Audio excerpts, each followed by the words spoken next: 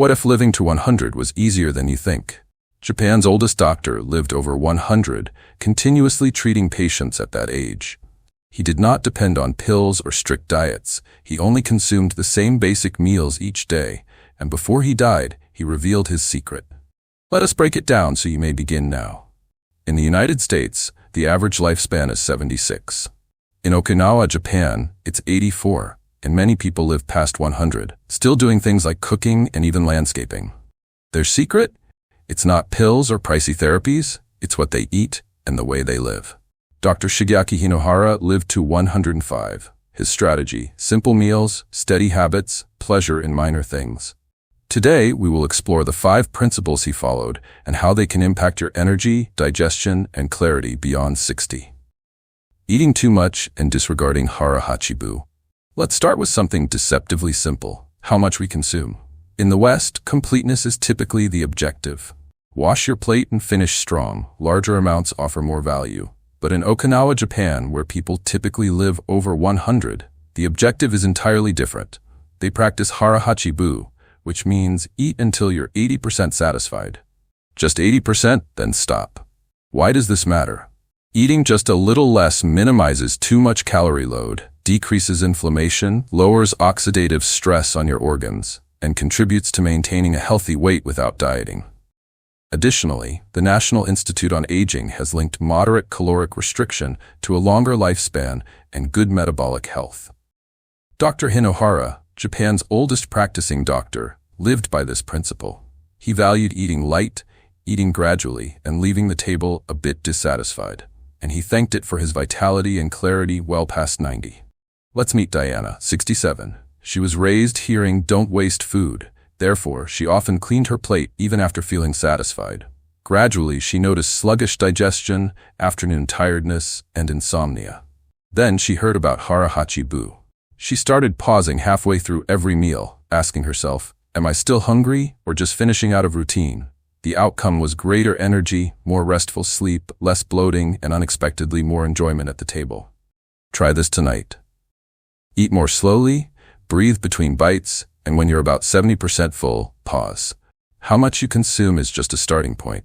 Next, let's analyze what to eat and why Japan's go-to proteins might shock you. Skipping beans and plant proteins. Let's talk about protein. It's important for strength, healing, and healthy aging. But here's a mistake that most individuals make, especially in the West. They believe in protein, particularly meat. In Okinawa, one of the most populated places in the world, much protein does not originate from steaks or chicken. It originates from plants, and particularly from soybeans, natto, and edamame. These aren't just conventional foods. They are everyday staples in the Japanese lifespan diet. Why does it matter? Because soy-based foods are abundant with complete plant protein. Isoflavones help lower inflammation and boost heart health. Prebiotic fiber that stimulates your gut. Research published in the American Journal of Clinical Nutrition discovered that frequent soy consumption is associated with lower LDL cholesterol, higher bone density, and decreased risk of cognitive decline. Dr. Shigeaki Hinohara, Japan's oldest doctor, consumed tofu almost daily. He believed it preserved his arterial health and his digestive smoothness, regardless of his 90s. Now meet Harry. He's 74, retired, and always avoided soy.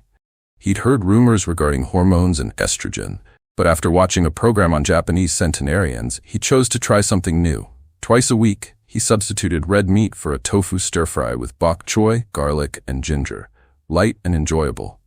3 weeks later, his blood pressure decreased, his joint pain diminished, and he quit napping in the afternoons. Here's the takeaway. You don't have to go vegetarian, but you do need balance. Try incorporating lentils, black beans, or tofu just twice per week. Protection hidden. Up next, an effective anti-aging protection hidden in the food that most Americans ignore, but the Japanese consume every single morning. Let us delve into that next. Disregarding fermented foods, let's discuss one of Japan's best health secrets. It's not a vitamin, it's not a supplement. It's something traditional, served warm, and full of life: fermented foods. Dr. Shigeaki Hinohara, Japan's renowned physician, starts each morning with a simple bowl of miso soup. For him, it was not simply comfort food, it was an everyday ritual of healing. Miso, natto, pickled veggies, fermented seaweed, all staples in the Okinawan diet and all loaded with live probiotics that nourish your gut. Digestive enzymes are responsible for breaking down nutrients. Anti-inflammatory substances that help your brain, joints, or immune system. In the West, many elderly people depend on probiotic pills, but real fermented foods provide something more: synergy.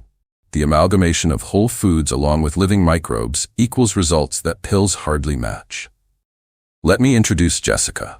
She is 71, a former librarian. For many years, she fought bloating, inconsistent digestion, and a heavy stomach after eating. She tried fiber products, stomach enzymes, and every probiotic on the shelf. Nothing worked until a friend gave her a jar of real miso paste. She began sipping a warm miso broth each morning. Only 1 cup. No big diet change, no supplements. By the second week, the change was apparent. Her bloating disappeared, her vitality was smoother, afternoons got lighter, and her appetite stabilized. The power was in the bacteria alive and engaged, not in a capsule. You may begin too.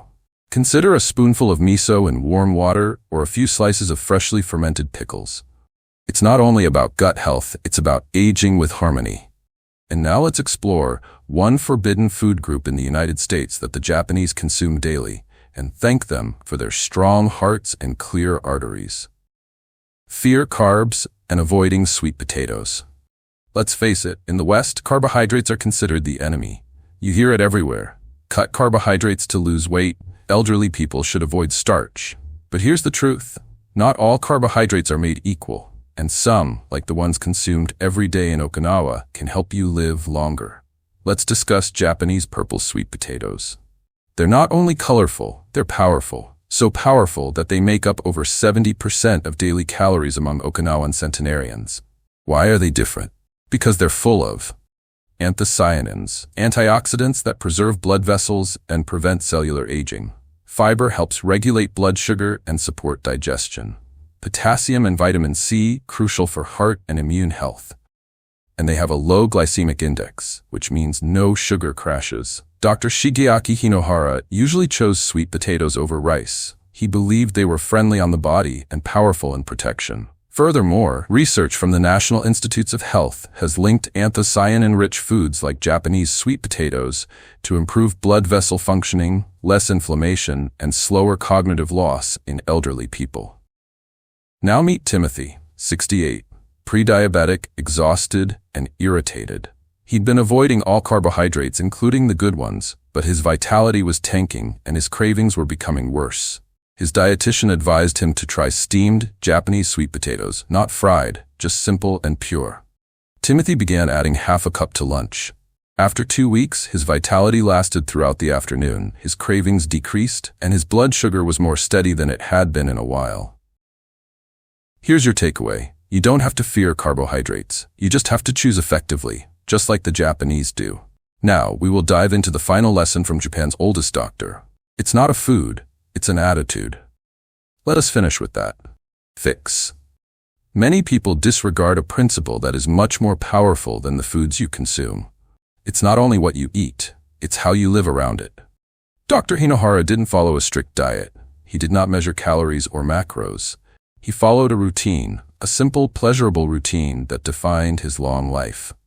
Every morning, he started with something like miso soup, taking a stroll, and reading. He avoided overeating not out of restriction, but out of regard for his body. He climbed stairs rather than using elevators, even in his 90s. He stayed curious, gave lectures, published books, and grinned a lot. He once said, "To remain young, you should have fun." Let's take Elizabeth, 75. She used to worry about labels, low-carb this, sugar-free that, but it made her uncomfortable, often chasing the next rules. Then she discovered Hinohara. She made a shift. She started strolling 20 minutes each morning, began her meals relaxed, and took time for tea in the afternoon simply to unwind. She even cultivated herbs on her windowsill and watched them develop. That routine, it altered everything. Because good health transcends the physical. It's mental, emotional, and spiritual. So while you reflect on the food we've shared, remember this. Not only count protein, count tranquil mornings. Don't only minimize sugar, enhance laughter. Don't just fix your diet, fuel your spirit. And if you're not sure where you should begin, begin simple. Start like the doctor who lived to 105 and smiled all the way there.